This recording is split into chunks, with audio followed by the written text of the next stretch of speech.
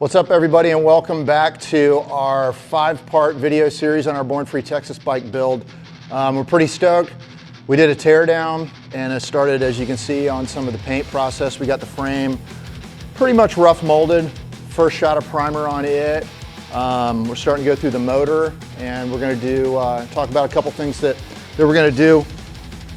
First is we're going to try something new out on the gas tank. Instead of doing a traditional mural on the top, we're going to do a pocket and do an epoxy resin pour, just to kind of change it up a little bit. We obviously have to get the gas tank cap on and the fuel bung, and then we got the rockers off of the motor, which we'll talk about in a second. And we're going to do a little bit of just shaping on these guys, try a couple little trick techniques that you might have seen before. So we'll talk about that in a second, but we'll take a walk over here. We'll show you what's going on with the motor. So these motors we inherited were pretty much, we were told they were built, but in this kind of situation, you know, we're running out of time, so we need to make sure that when we get to fire this thing up, it's gonna run. So stripped it all the way down to the bottom end to verify that the end play and all that stuff's good. And then these motors would have been great runners, but they're not show motors, so we had to clean a bunch of stuff up. This cam cover had some crusty flake and chrome on it. The oil pump wasn't polished, so we pulled all that stuff apart, ground the chrome off, polished these guys up.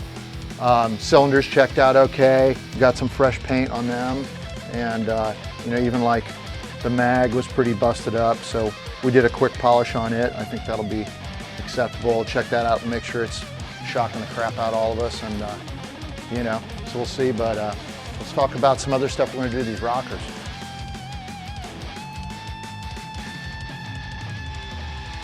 So what we're going to do is, instead of splitting the rockers all the way and eliminating this, I don't think all that's necessary. We just want to give them a little bit of shape. I feel like the split rockers is a little performance-y and modern. So we're going to take a 21 thousandths groove down the center here and down here and eliminate this old carburetor backing plate support on these guys here. And then maybe we might just shape them, round them out a little bit to make them where they're not so square. I've seen a couple people do this recently, and it really kind of classies up the motor, and it's not just so stock, you know what I mean? So we're gonna get to it, get this big old hole cut in the gas tank, and throw these guys on the mill and start shaping some stuff up.